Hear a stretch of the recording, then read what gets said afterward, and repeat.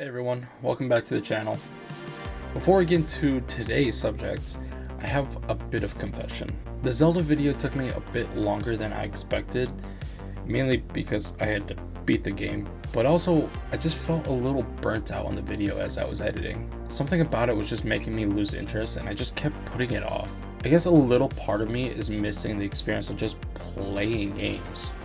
Now having to make content for games I play now comes with a bit of a weight. The pressure of playing the game, recording, and then editing just takes a whole toll on the whole experience. So I want to do something a little different this time. If you've seen in my other videos, you'll notice how I like to sprinkle in how games fit into the narrative or relate to the current climate of gaming.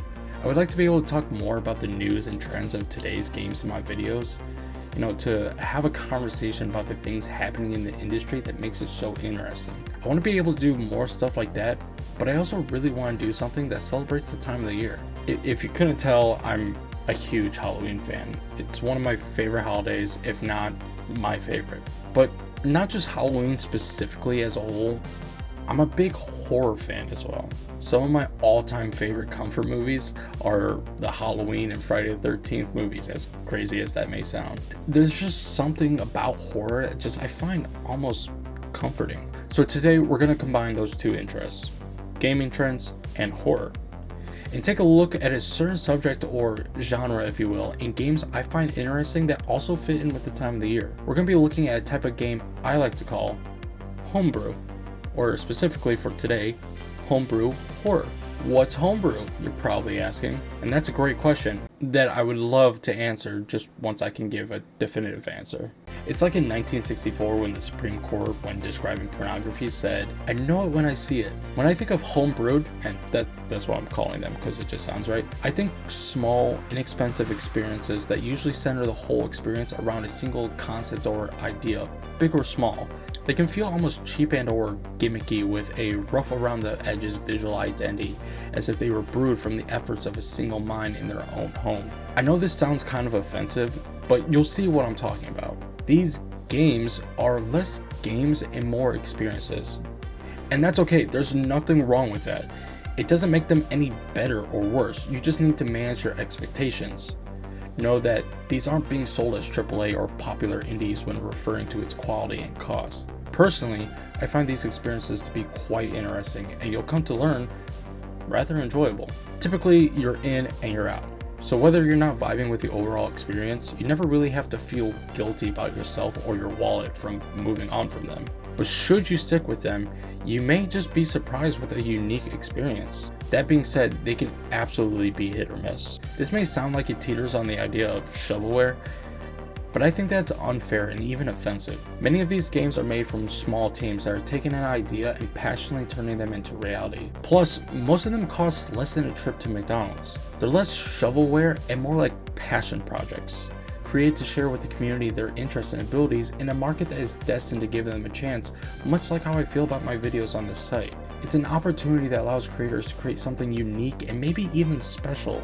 Actual shovelware oversaturates the market and in doing so manipulates impressionable consumers such as parents to look at games like Car Driving Simulator and think, "Oh yeah, little Timmy's gonna love this." With these homebrew games, you can take a good look at its store page and know exactly what you're getting yourself into. Some of them are going to stand out with its clever concepts, mechanics, and visuals and audio, while others are going to also stand out, but for all the wrong reasons. Janky controls, dull and repetitive gameplay, unnecessary or underutilized ideas, and poor visuals and audio, and so on and so on. A lot of the time, all these things can blend together and be true. One could have a great concept, but plays like shit, and another that's visually brilliant, great atmosphere, great tone, polished as hell, but lacks anything interesting to go along with. What separates experiences like that from shovelware is knowing that there was at least an idea behind it, not like some shameless cash grab. Homebrew games come in all shapes and sizes. Different art styles, different genres, different gameplay. Some good, some bad, some just okay. I find there's a great level of charm that goes into this all. There's something so interesting about the yin-yang that makes it so compelling. It's kind of like reality TV. It can be so shameful, but you just can't help yourself from turning away. And I'm not the only one who thinks this way. Homebrew games have greatly grown in popularity from their almost inevitable clip farming abilities that some of the most popular streamers seem to take advantage of. It's like these games were made for streamers. By breaking the conventional ideology of what a game can or should be, they create surprising and unique moments unlike anything else that naturally produces fun and hilarious clips. But even if you're not into streaming and clips and all that, there's still something there that the community finds fascinating. Don't believe me? Just take their word for it. Good or bad, fun or boring, polished or broken, these games are delivering on experiences that are hard to find anywhere else. Which is why I'm here today. I'm stepping away from the big games to experience what some of these homebrew games have to offer. I want to know why is it I keep finding clips of all these types of games on my feed. But I'm not just going to be playing any type of homebrew game. I'm going to be playing homebrew horror, because what better time to go through all this than the lead up to Halloween. So grab some snacks and turn off the lights, because I got 10 spooky games we're not just going to look at, but also rank them on a tier list, because I've always wanted to do a tier list. They seem pretty fun. First on the list is a game that comes from a single person that goes by Puck Redflix, coming in at a price tag of $6.45 or $5.80 on sale. And with a very positive review rating on Steam, Captured is an atmospheric psychological horror game where you, the player, will find yourself stuck in a loop within a normal modern looking house. You'll traverse the home's dark and narrow halls and rooms as you unravel the mystery of the loop. In order to escape this loop, you must familiarize yourself with the home, push forward, and detect anomalies that alter the rooms and things in them in trippy and even funny ways. But of course, that's not scary enough. While you investigate for anomalies, you'll be surprised by some not so friendly company that are out to get you. These seemingly procedurally generated, colorful cast of monsters look and act differently, forcing the player to respond differently in certain situations. This effectively creates an eerie feeling as you try to determine both who and where the monster is at. There's never an explanation to the loop or the monsters. It's not saying or doing a lot, and like I said earlier, that's okay. The game took me roughly 30 minutes to break the loop and escape, and I think I spent an appropriate amount of time in the game. I'm sure there's a few more types of anomalies I hadn't experienced, but by the end, I felt like I got the idea. Played well, looked fine, cheap, I can't complain. Off to an alright start. Gonna go put this in B. Now you may have heard about this one, for it's just one chapter in a greater anthology series from a team that goes by the name Rail Studios. Feast to Fathom, Ironbark Lookout is another atmospheric psychological horror that comes in at a price of $9.99 and with, yet again, a very positive Steam rating. The grainy adventure stars a main character named Jack Nelson, who recently transferred from his old lookout station to, you guessed it, the Ironbark Lookout. Here in this part of town, cryptic stories are spread amongst the people, informing Jack and the player of the mysteries of the land. The game certainly attempts to tell a story for, to set the stage for the player to be immersed in a specific situation that was intentionally crafted rather than a procedurally generated one. Perhaps they were looking at Firewatch and thinking, how can we make this spooky? It's fine, and I guess it sort of works, but in the end, it really doesn't matter. I think the visuals and the art style are more effective in creating the eerie atmosphere the game is trying to go for. Just look at this guy. That's terrifying enough.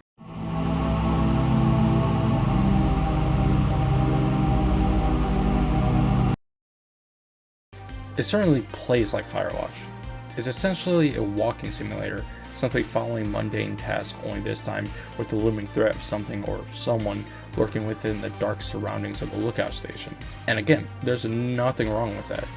If you're familiar with my content, you'll know that my first video was all about Firewatch, so I am no stranger to a walking sim. By the way, you should definitely check out that video. I spent a lot of time on it, and I think it's pretty good. Anyways, Ironbark Lookout has a great, tense atmosphere with some genuine creepy moments.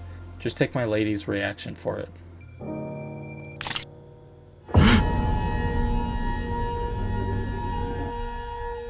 It was a fun 2 hours, even if the story elements felt underbaked.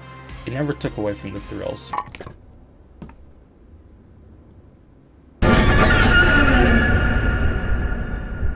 Who was that? What are you doing here? A tier. FNaF is another survivor horror walking sim that plays more like an Outlast than a Firewatch. From developer KYXE, FNaF is a mostly positive game that will sell you back $4.99. You start the game as some internet personality, paranormal investigator or whatever, and investigate an insanely poor and confusingly designed house that's rumored to be haunted. Shit goes south quickly and the game immediately puts you in the boots of the police officer responding to the 911 call. Some Silence of the Lambs type shit, except the thing that's trying to kill you in this one probably isn't a fan of Goodbye Horses.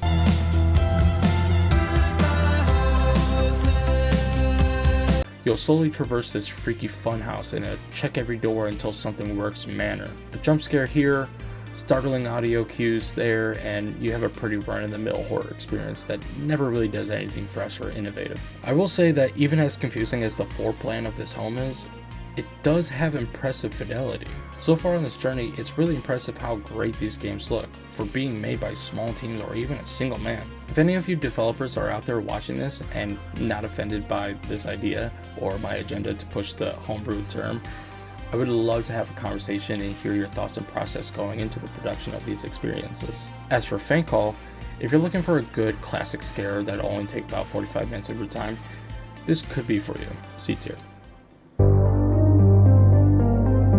Now here's a fresh, much needed change of pace. From Kotaku Create, with the price of only $3.99 and a very positive rating, The Exit 8 is a psychological horror experience that swaps the typical jump scares and monsters and concerns of morality and focuses on the unsettling liminal space to convey the feeling of a claustrophobic limbo state of mind. Stuck in a loop once again, you must reach the exit, Exit 8, by closely observing a single ever so seemingly endless corridor for small anomalies that could be anything from a suddenly appearing staircase to a confusing placed door handle.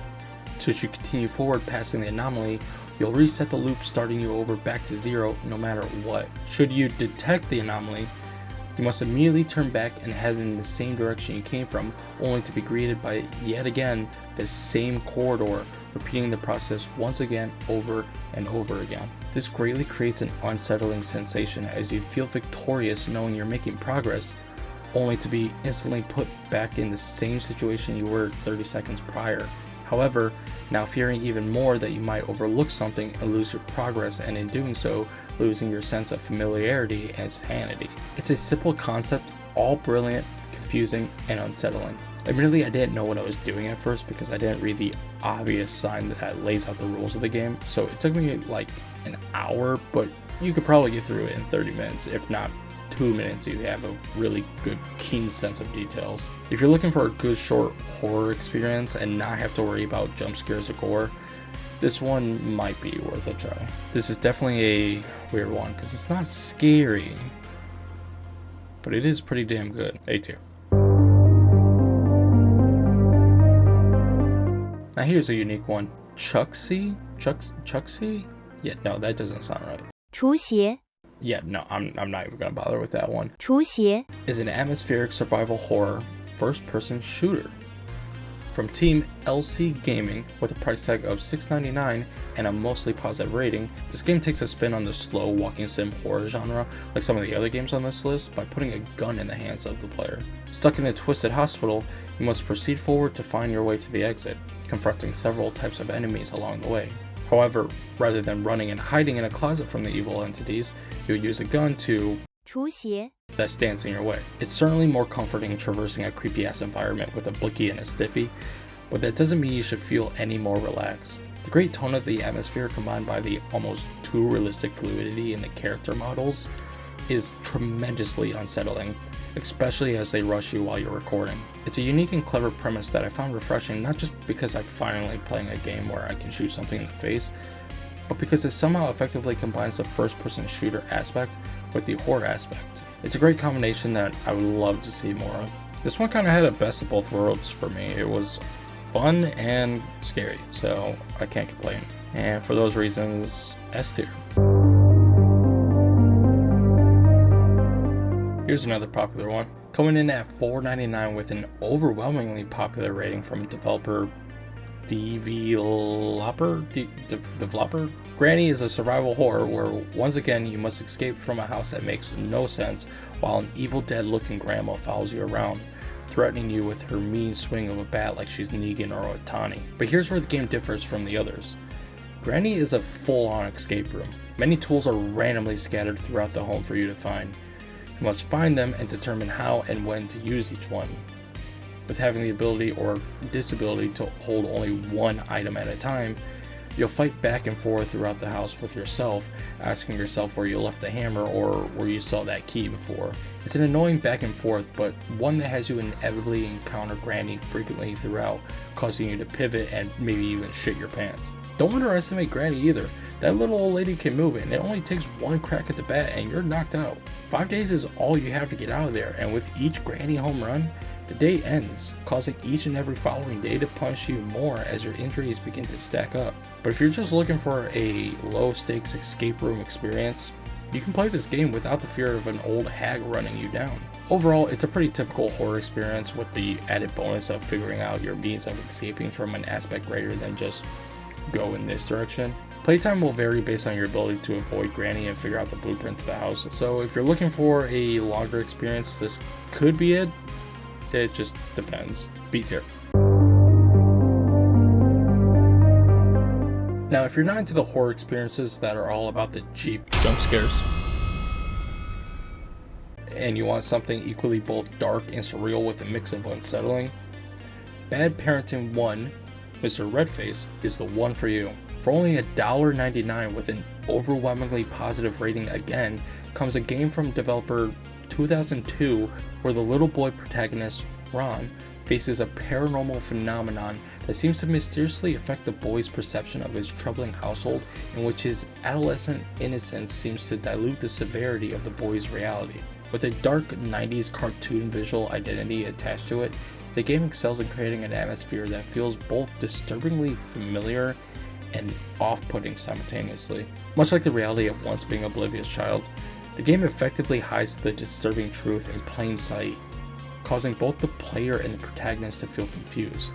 This continues as the protagonist innocently explores his childlike curiosity, and in doing so, makes the player feel the uncanniness along the whole way. I don't want to spoil too much about the game because the game only takes like 40 minutes, and the reveal at the end is definitely worth checking out on your own. So if you have $1.99 to spare and this sounds like it could be up your alley, I highly recommend checking it out. A tier. If you're familiar with the whole back rooms and SCP creepypastas, you might be familiar with the classrooms. Developer Hillcrest Games Incorporated's game comes in at $9.99 and a very positive rating. The classroom takes that liminal space idea that looks and feels unsettling, much like the Exit 8, and uses that unsettling feeling to have the player fear the next procedurally generated corner in anticipation for what can of worms looking ass character may wait for them. The labyrinth of typically comforting rooms we find in our normal lives creates a false sense of security as the language of the game and the creatures in it unravel. This beautiful survival horror holds many mysteries that can be answered by examining a series of collectibles, from simple letters to the pages of a documented handbook on the monsters, and to VHS tapes that can be played when finding a VHS player, revealing surprising voice-acted entries in the organization that researches this cryptic world and the things in it. With several chapters that vary in types of environments you'll be exploring, the classroom takes several hours to complete with good replayability. I really enjoy the atmosphere in this game, and I just really dig that liminal space, so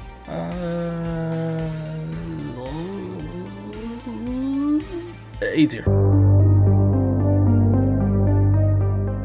I don't like this one. Sophies Cur is your typical Five Nights at Freddy's point-and-click clone.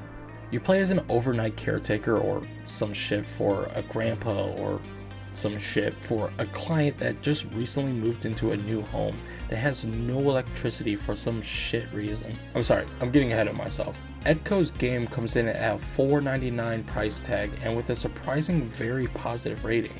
I'm sorry. I know I sound bitter. It's just that I think playing all these games back to back is really starting to get to me.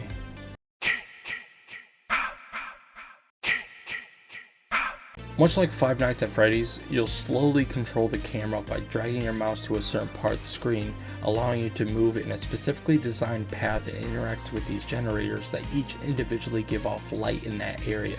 Your goal is to survive the night, keeping the generators running and yourself safe as each hour progressively becomes more and more dangerous from the threat of some ugly stalking ghost. Occasionally, a generator will break down, forcing you to run over to a laptop that somehow is connected to these mechanical generators and reboot them by completing a series of GTA Online hacking puzzles. That was my favorite part of the game. Rapidly solving these puzzles with the looming threat of the other generators failing and the ghost approaching. D-tier. Only took me about an hour before I was just over it.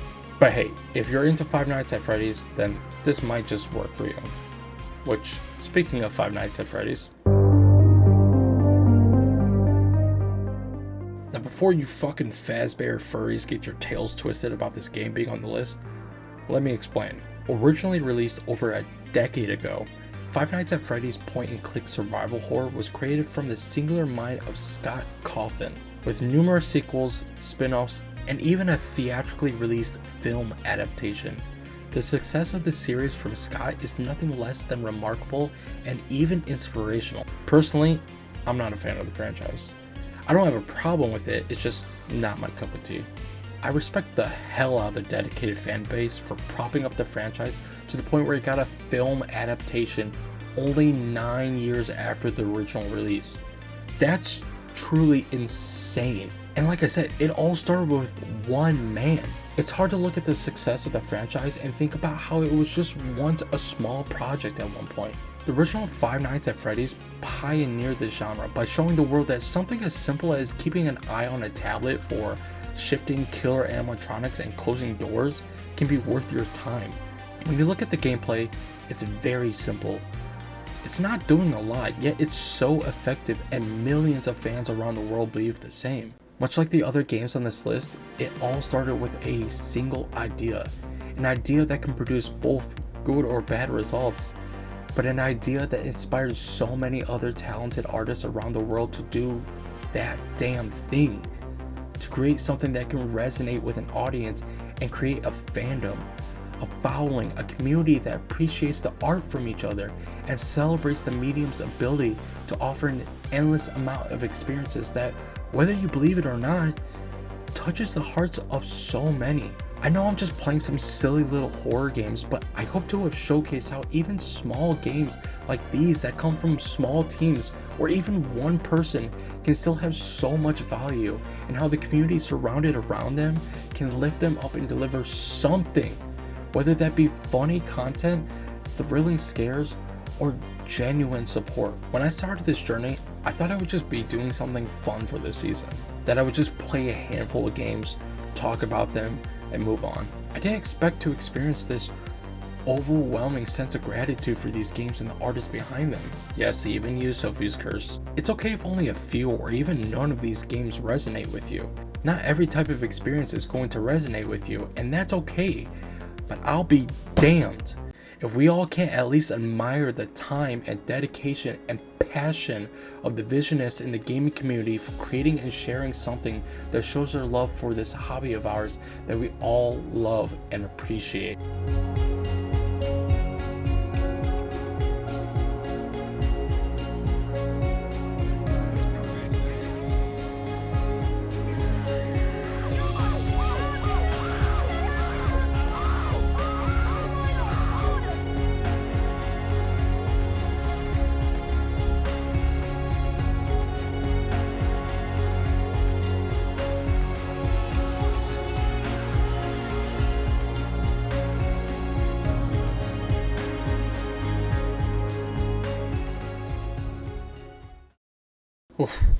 Sorry, I really got fired up there for some reason. Well, there you have it. 10 spooky games for your spooky curiosities to go out and give one or two a try. And hey, if none of these piqued your interest and you're still in the mood for a spooky game, I highly recommend trying out Labyrinthine or Phasmophobia. Both games started out as small titles and have grown tremendously over the years due to the support of the fans. Oh, and by the way, F for phenomenal. As for myself, I think I'm just gonna take a little break from the whole horror experience and just probably go play some Mario Party. I hope you enjoyed this video. I had a lot of fun making this one, and I hope it shows. Thank you all so much for watching. If you haven't already subscribed, maybe consider doing so. I'm having a good time doing all this, and all of your support means a lot. Thanks again, and I'll see you in the next one.